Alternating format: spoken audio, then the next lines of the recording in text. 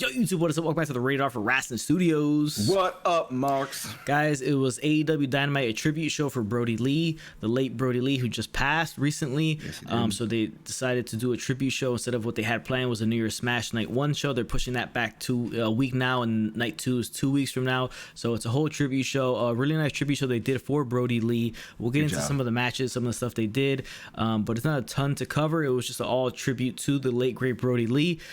So we'll get into it before, subscribe, like, comment, all that good stuff on the video. Knock that stuff out the way. Links in the description. But let's get into it. It's just a tribute to Brodie Lee, who just recently passed. They started it off with all the superstars on the stage. The family, the wife of Brodie Lee, is their 2 children. They're both dressed up as Brodie Lee, the 2 children. So that was nice to see. A touching little moment there in the beginning. They did the 10-bell salute.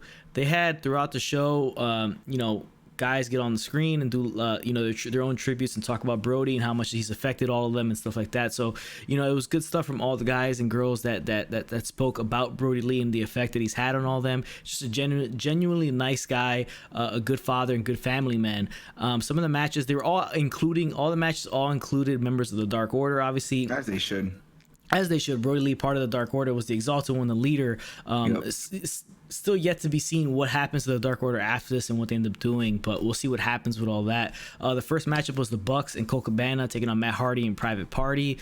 It was a solid match. Obviously the Dark Order teams pretty much won out the whole night.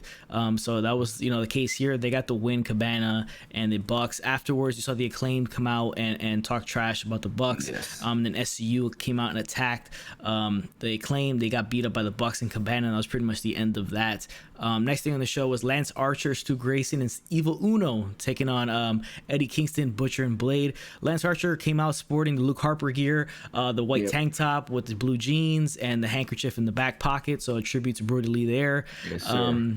It's obviously Stu Grayson, Evil Uno, part of the Dark Order. So they took this matchup very seriously. They took on Kingston, Butcher, and Blade. Kingston came out, said that he loves Brodie Lee, he'll miss him, but then continued, he said he's going to show the Dark Order they're nothing without him. So a little heel work from there. But in the end, they still got the win. Archer, Stu Grayson, and Evil Uno. So that was pretty cool there. Next thing on the show, this is a big one. It was Hangman Adam Page with Alex Reynolds and John Silver, the Dark Order, taking on MJF, Santana, and Ortiz. MJF came out just like Santana and Ortiz with a headband, even had the Puerto Rican flag on the back of his trunk, so I thought that was pretty funny. He's from New York. He's from Long Island. Yeah, it's close enough. It's close enough. It works. It works.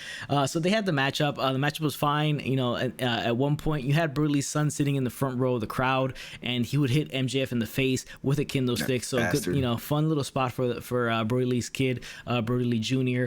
But in the end, Page, Silver, and Reynolds would get the win here. And then during the matchup, we saw Eric Rowan, former WWE superstar, Big Red. I assume they're calling him, right? Big Red is the name. No.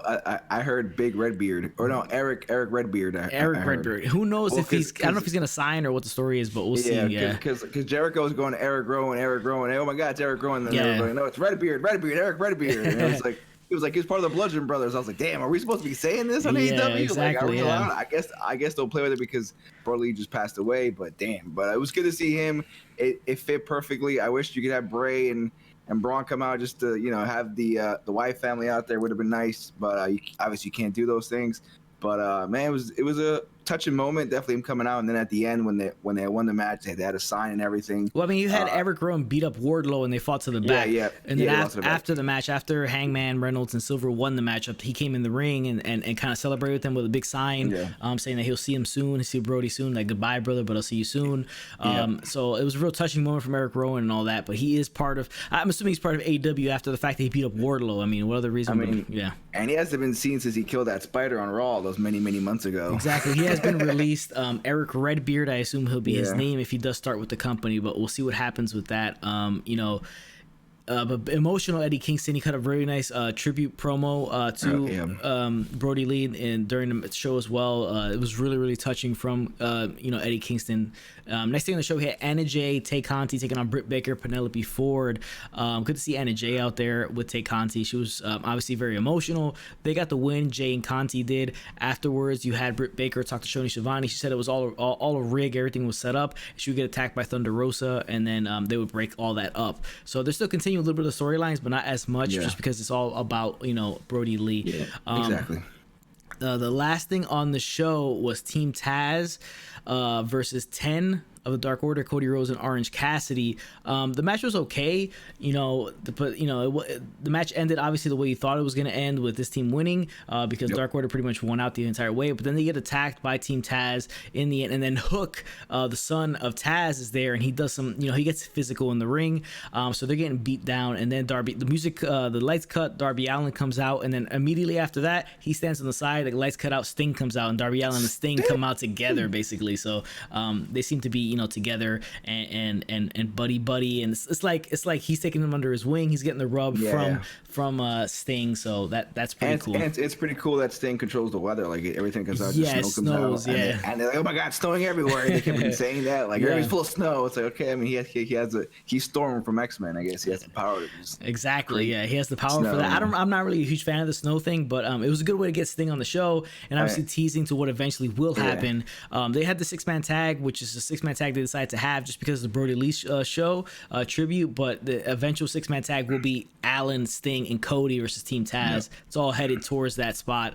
But he would, you know, they would close out the show with that, and then they'd come back with Cody in the ring, you know, crying, speaking about Brodie Lee, and then he would have Brodie Lee's wife come out with their son and Tony Khan, and they would come out. They would put Brodie Lee's boots in the middle of the ring, put a bandana over the top of them, so you know, like a nice tribute for him. And then Tony Khan would hand TNT Championship to the son of Brodie Lee, saying that he would be, you know, Brodie Lee would forever be TNT champion. Yes. And then they did a video package which showed a lot of pictures of Brodie Lee throughout his travels throughout the wrestling industry. A lot of that stuff, you know, they showed him with Bray Wyatt, showed him with Seth Rollins, we saw Roman Reigns, we saw all of them. Yeah, it was saw Cesaro.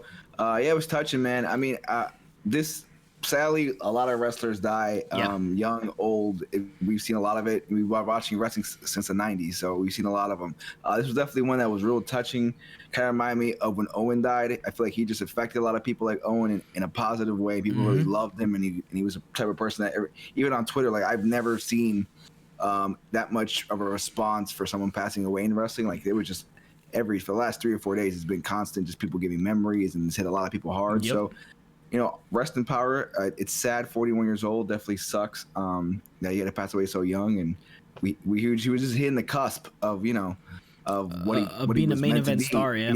Being a potential champion, something like that. It just sucks that, you know, as the old song goes, only the good die young, man. Yeah, that is true. So our condolences to his family, prayers out to his family. They did announce AEW that the son, Brodie Lee Jr., will have a contract with AEW when he is of age. So I assume he will be involved somehow in the company and wrestling as he grows up. But it was a nice, touching ending. Story's not over. A surreal moment to end out the show, the way it was all shot. Very well done by AEW. A nice tribute show to Brodie Lee. But that's the video we have for you guys today. Just talking about the Brodie Lee tribute show from AEW. Did a tremendous job all around. So, you know, appreciate you guys for tuning in. Remember, like, subscribe, all that good stuff. Check out the channel for the other videos coming out, especially our NXT video coming out after this one. So appreciate you guys for tuning in. And for those work, do not do the job. Good, Marks.